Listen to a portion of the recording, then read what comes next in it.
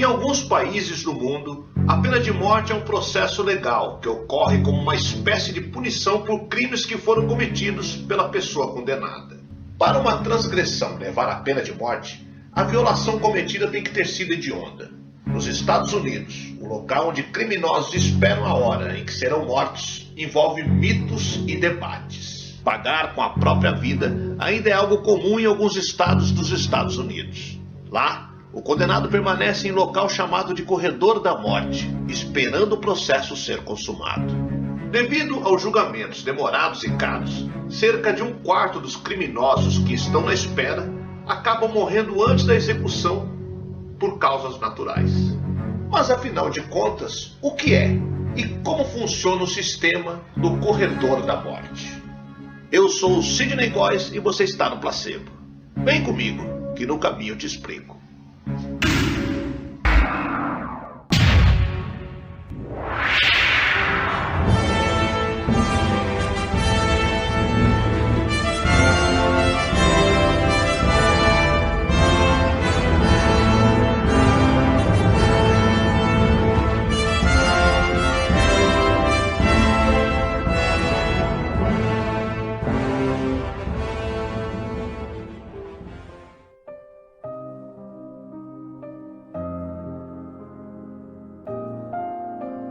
Não existe literalmente a figura de um corredor.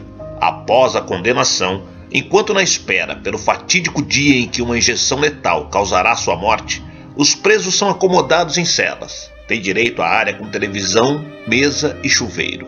Além disso, é permitido que eles estejam fora dos aposentos entre 7 da manhã e 11 da noite. O nome Corredor da Morte veio provavelmente do amontoado de celas dispostas em um corredor. Como esse processo é demorado, os condenados não ficam sem fazer nada. Eles têm à sua disposição diversas atividades para ocupar a mente, como trabalhos na cozinha e lavanderia da cadeia, além de fazerem atividades físicas e participarem de missas e cultos. Nesse tempo, os prisioneiros podem receber visitas, porém em condições de afastamento, sempre observadas por policiais, através de um vidro com o uso de um telefone para que as pessoas possam se escutar. São nesses momentos que os criminosos falam com seus advogados, na esperança de que as apelações tenham dado certo e que sua sentença de morte tenha sido cancelada. Quando finalmente as apelações têm um fim, a data de execução é marcada. Durante essas últimas semanas da vida de um preso, ele tem algumas garantias. O condenado é levado para um local conhecido como área de vigília, um espaço onde ficará solitário, trancado durante o dia e a noite, sempre observado por um oficial. Só é permitido sair em alguns casos, para o banho ou conversas com padres, psicólogos e advogados. Já bem próximo ao dia em que a injeção letal será injetada, o criminoso tem autorização do diretor da cadeia, caso queira conversar com sua família sem a necessidade de um vidro.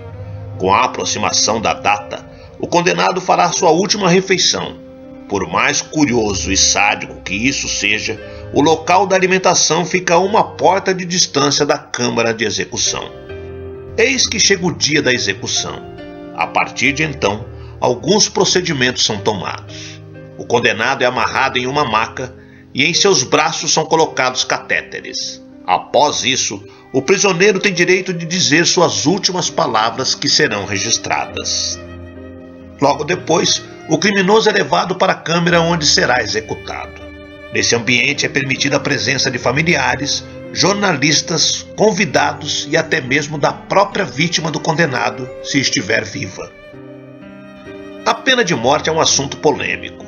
Diversas pessoas são contra, enquanto outras são tão a favor que desejam que tal condenação seja permitida em seu país. Durante o período de isolamento no corredor da morte, os presos muitas vezes desenvolvem transtornos mentais, também conhecido como fenômeno do corredor da morte, uma espécie de estresse traumático. Discussões éticas são levantadas ao redor do mundo, para saber se tal prática deve continuar nos estados e países onde a pena de morte é permitida. Mas e você? O que acha? Aqui no Brasil, deveríamos ter a pena de morte?